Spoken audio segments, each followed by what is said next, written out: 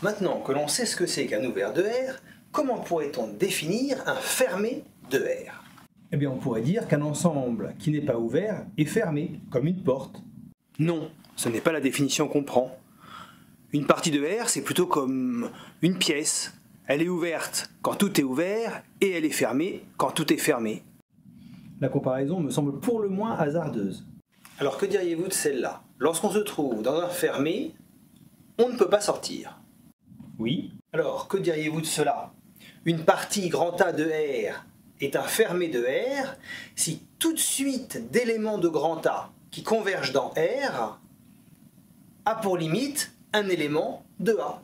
Comme si la suite ne pouvait pas sortir de grand A. Elle est fermée dans grand A. Et c'est la définition? Non, c'est l'idée, pour justifier le terme de fermé. Mais on peut prendre comme définition une partie de R est un fermé de R lorsque son complémentaire, R moins A, est un ouvert de R. Mais quel rapport avec les suites? Démontrons cette proposition. Pour montrer que P implique Q, on va montrer que si l'on a P et non Q, alors on arrive à une absurdité, et donc on ne peut pas avoir P et non Q en même temps. Pour P, je prends que l'ensemble grand A est un fermé de R, et pour Q, eh bien ma proposition, c'est-à-dire toute suite d'éléments de A qui convergent dans R à sa limite dans A, et donc non Q, ça va être, il existe une suite d'éléments de A qui convergent dans R, mais dont la limite n'est pas dans A. On suppose A fermé, et il existe une suite d'éléments de A qui convergent vers L, avec L qui n'appartient pas à A. Donc L appartient au complémentaire de A. Comme A est fermé, par définition, le complémentaire de A est ouvert. Et donc, il existe epsilon strictement positif, tel que l'intervalle L moins epsilon, L plus epsilon, est inclus dans A complémentaire. Encore une fois, comme A est fermé, A complémentaire est ouvert. Or, si UN est une suite d'éléments de A qui convergent vers L, eh bien, il doit exister un grand N, élément de N, tel que quel que soit N, élément de N, lorsque N est supérieur à grand N, alors UN moins L est inférieur à epsilon.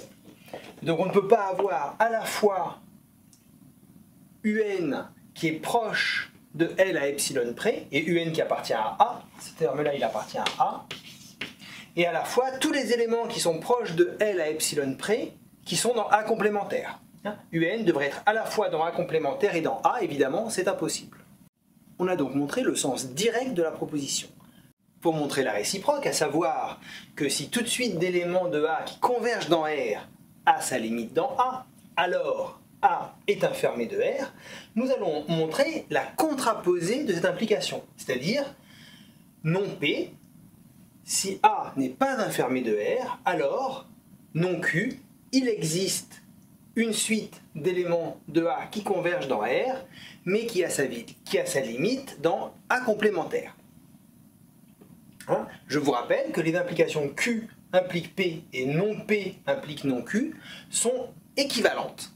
Supposons que A ne soit pas un fermé de R.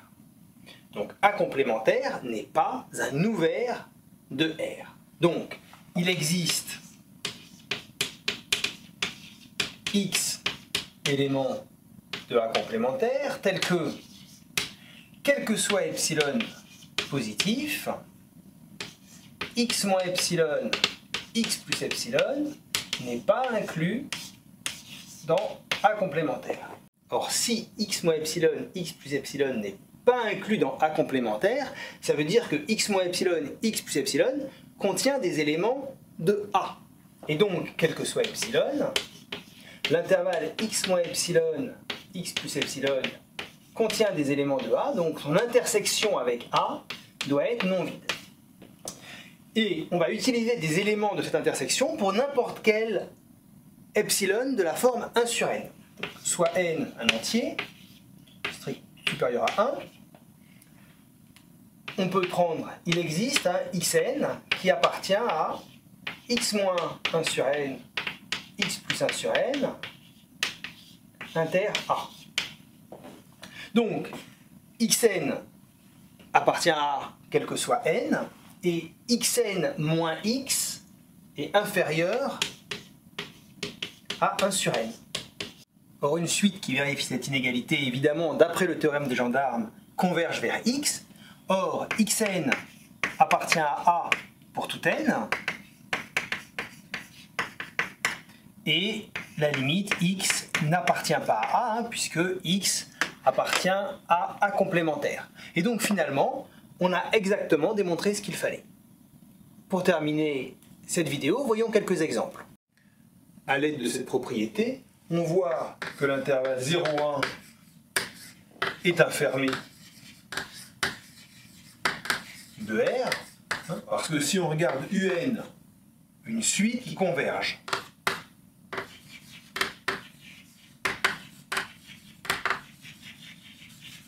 qui appartient à l'intervalle 0,1, c'est-à-dire que UN est compris entre 0 et 1, quel que soit n, élément de grand N. Eh bien, on sait par le théorème d'encadrement qu'en passant à la limite de UN est compris entre 0 et 1. Théorème d'encadrement des suites. Et donc, la limite de UN appartient bien à 0,1. L'intervalle fermé 0,1 est inférmé de R, heureusement. En revanche, l'intervalle 0,1 ouvert en 1 n'est pas inférmé de R. Tout simplement parce que si vous regardez UN égale 1 moins 1 sur N, c'est une suite qui converge. Elle converge vers 1 qui n'appartient pas à l'intervalle 0,1. Et pourtant, 1 moins 1 sur N, pour tout N supérieur à 1, appartient bien à notre intervalle. Et l'intervalle 1 plus l'infini, est-ce un ensemble fermé? Eh bien oui. Par exemple, parce que son complémentaire, c'est égal à moins l'infini 1, qui est un ouvert, et donc cet intervalle-là est bien fermé, ou on peut aussi le faire avec les suites. Je vous invite à y réfléchir.